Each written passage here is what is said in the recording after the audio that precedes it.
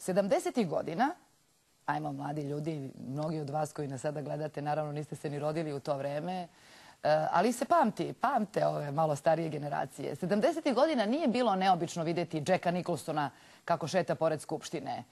Stvarno nije bajka. Ili Kirka Douglasa da večera u Skadarliji. Sad vi znate, vi moji što nas gledate, znate o čemu pričam 100%.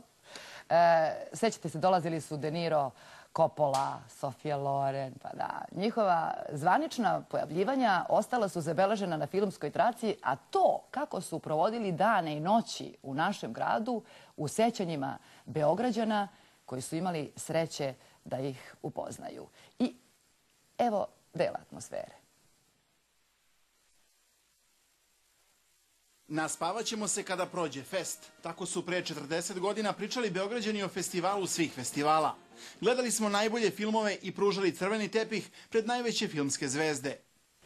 Dešavalo se da nam u sali sedi Monika Viti i mislim Giuliano Đema, da se pred dvoranom nervozno šetka Jennifer O'Neill, da za šankom Michel Piccoli pije svoju omiljenu vodku i svi čekamo da se pojavi Sam Peckinpah.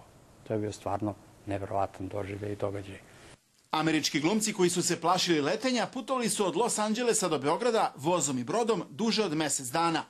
Kirk Douglas nije imao tih problema. Fest je ceo filmski svet na jednom mestu. Veoma mi je drago da sam u Beogradu i da festival raste. Čast je biti ovde.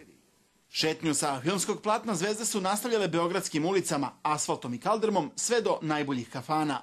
70. godina, 80. godina, to je znači bilo, da kažemo, kao što sam rekao, tradicija i dolazili su mnoge poznate ličnosti. Među njima je, na primjer, i Kirk Douglas, koji je došao u naš restoran posle festa i obišao je da vidi Skadarliju i sve naše običaje i tako.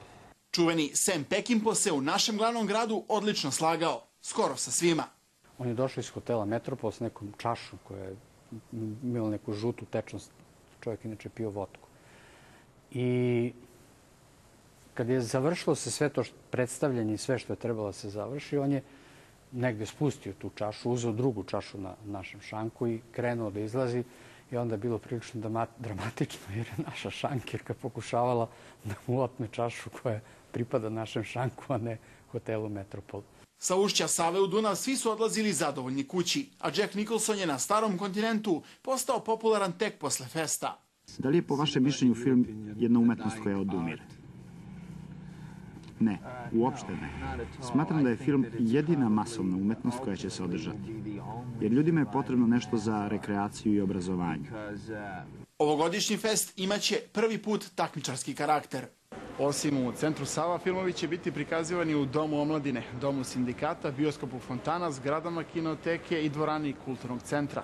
Prodaja karata počinje sutra, 7. februara.